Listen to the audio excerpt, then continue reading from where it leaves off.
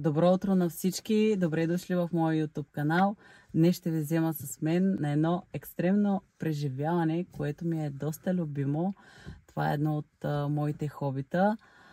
След малко ще ви покажа какво обичам да правя най-много през свободното си време и се надявам и на вас да ви хареса и да ви е интересно. И ето ме, облечена съм вече. Аз карам мотокрос и сега ще карам мотор в гората.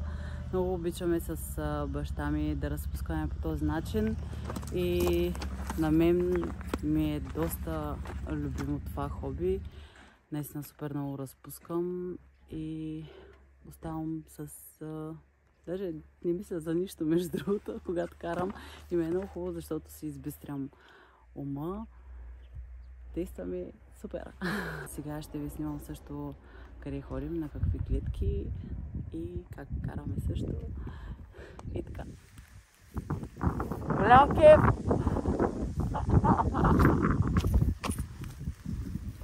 Това е нашето хоби. Обичаме да разпускаме по този начин.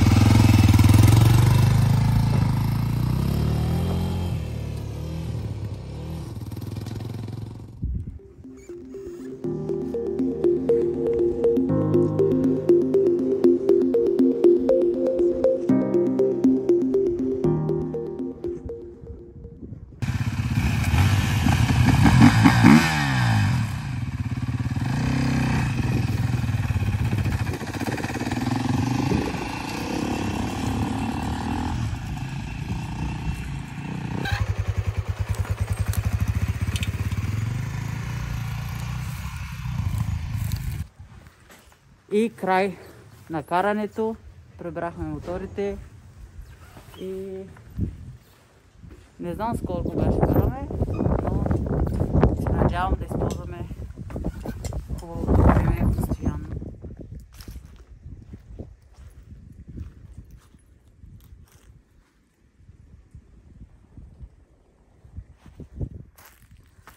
Так съм аз. Много обичам да идвам тук на село. Много си почивам. Гледката е невероятна и супер зареждаща.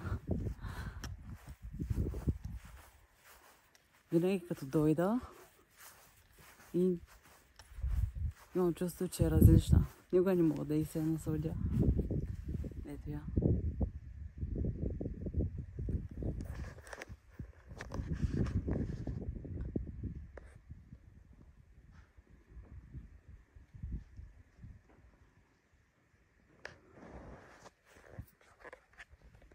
Времето днес е супер слънчево, топло. Беше прекрасен ден за каране на мотор. Винаги когато има такова хубаво време и не е чак толкова топло, защото все пак е есен. Някъде 20 градуса, най-доброто време за каране.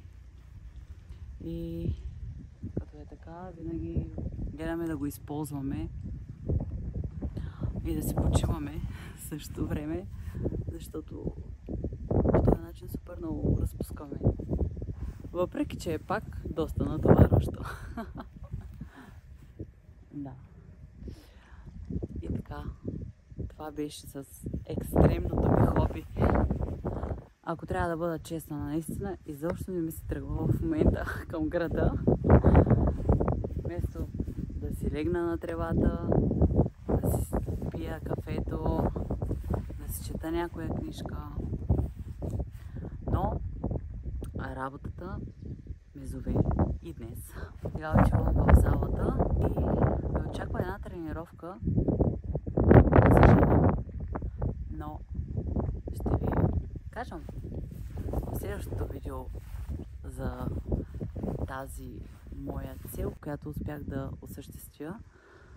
Така че останете с мен и в следващото видео ще ви разкажа за какви тренировки става въпрос. Не забравяйте да се абонирате за моя канал. Чао и до скоро!